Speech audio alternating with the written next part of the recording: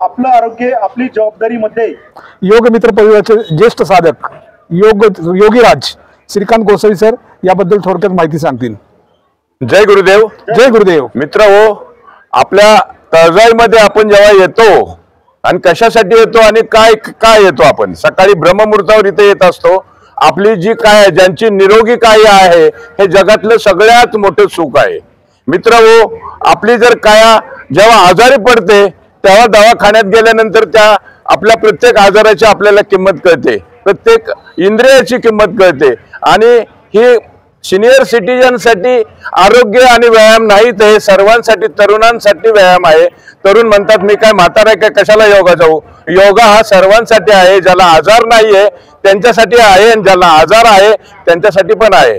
मित्र हो, हा जो आपण इथे येतो तो इथली जी हवा आहे ते 15,000 रुपये तोळ्याची हवा आहे। सकाळी ब्रह्ममुहूर्तावर आल्यानंतर परमेश्वर आशीर्वाद देत फिरत असतात। जे सापडतील त्यांना आशीर्वाद मिळतात, जे झोपलेले असतात त्यांना आशीर्वाद मिळत नाहीत, ते रोगी होतात।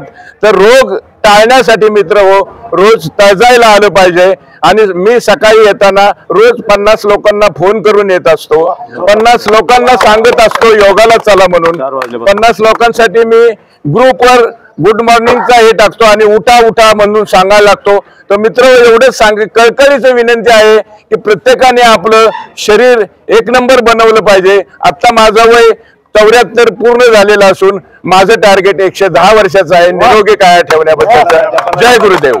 सर 9 दिवसाकरता शिबिरावर चाललेत मेरठला, आणि मेरठचं शिबिर असं आहे मानस योग साधनेचं शिबिर आहे। इंटरनॅशनल असोसिएशन फॉर सायंटिफिक स्पिरिच्युअलिझम, विज्ञानाच्या आधाराने आयुर्वेदाने ह्या एका रोगावर मात करण्याचं ते शिबिर 9 दिवसाचं शिबिर असं आहे की मध लिंबू पाणी दिवसात 2 वेळा घ्यायचं आणि पूर्ण 9 दिवस काहीही घ्यायचं नाही।